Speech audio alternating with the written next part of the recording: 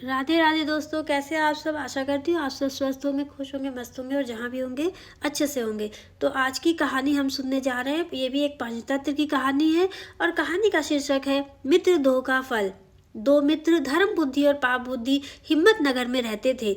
एक बार पाप बुद्धि के मन में एक विचार आया, क्यों ना मैं मित्र धर्म बुद्धि के साथ दूसरे देश जाकर धन उपार्जन करूं। बाद में किसी न किसी युक्ति से उसका सारा धन ठग हड़प कर सुख चैन की पूरी जिंदगी जीऊंगा। इस नियति से पाप बुद्धि ने धर्म बुद्धि को धन और ज्ञान प्राप्त होने का लोभ देते हुए अपने साथ बाहर जाने के लिए राजी कर लिया। शुभ मुहूर्त देखकर दोनों मित्र एक अन्य शहर के लिए रवाना हुए। जाते समय अपने साथ बहुत सा माल लेकर गए तथा मुंह मांगे दामों पर बेचकर खूब धन उपार्जन किया। अंततः प्रसन्न मन से गांव की तरफ लौट गए। गांव के निकट पहुंचने पर पाप बुद्धि ने धर्म बुद्धि को कहा कि मेरे विचार से गांव में एक साथ सारा धन ले जाना उचित नहीं होगा। कुछ लोगों को हमसे ईर्ष्या भी होने लगेगी तो कुछ लोग कर्ज के रूप में पैसा मांगने लगेंगे।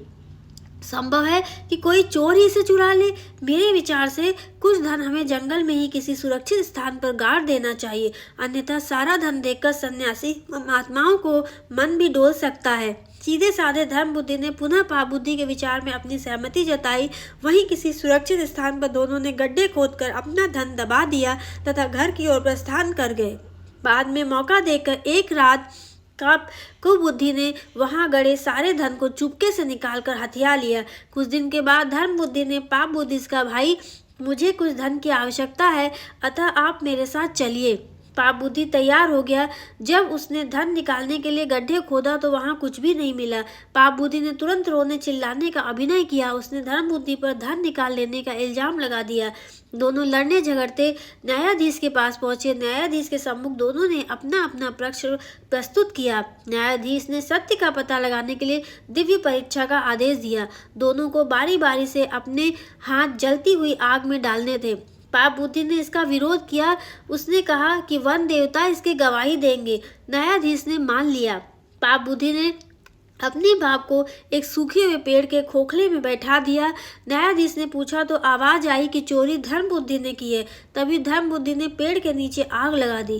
पेड़ जलने लगा और उसके साथ ही पाप बुद्धि का बाप भी बुरी तरह रोने चिल्लाने लगा। थोड़ी देर में पाप बुद्धि का पिता आग से झुलसा हुआ उस वृक्ष की जड़ से निकला।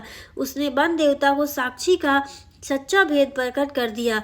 न्यायाधीश ने पाप बुद्धि को मौत की सजा दी और धर्म बुद्धि को उसका पूरा धन दिलवाया। हमें इस कहानी से सीख मिलती है, मनुष्य का यह धर्म है कि उपाय की चिंता के साथ अपाय की भी चिंता करे। तो इतना चोरी ना करे कि कुछ भी गड़बड़ हो जाए। जैसा कि धर्म बुद्धि था वैसा ही सबको होना चाहिए। सीधा साधा और अच्छा नेक इंसान बनना चाहिए, और लेकिन हमेशा अपनी बुद्धि का प्रयोग जरूर करना चाहिए। जैसा धर्म बुद्धि ने प्रयोग किया, अपनी बुद्धि का प्रयोग यहाँ पर करके उसने अपना वो धन वापस ले लिया और अपनी को सजा से भी मुक्त करा लिया। तो ये सारी योजनाएं हमें जरूर करनी चाहिए जैसा कि इस कहानी में बताया गया है, और हमेशा धर्म के साथ रहना चाहिए, पाप के साथ नहीं। तो जितना ही हम धर्म के साथ रहेंगे, धर्म के साथ ही काम करेंगे, धर्म को ही साक्षी मानकर हम आगे बढ़ेंगे, उतना ही हम जिंदगी में सफलता हासिल करेंगे और हर क्षेत्र में हम आगे रहेंगे। तो मैं आशा करती हूँ आपको ये कहानी पसंद आई होगी। अगर ये कहानी पसंद आई है तो हमारे चैनल को लाइक करें, शेयर करें, सब्सक्राइब करें और कमेंट में ज़रूर बताएं कि अगली और कौन सी कहानी आप सुनना चाहते हैं। तब तक के लिए हम आप सभी को दिल से धन्यवाद करना चाहते हैं। धन्यवाद।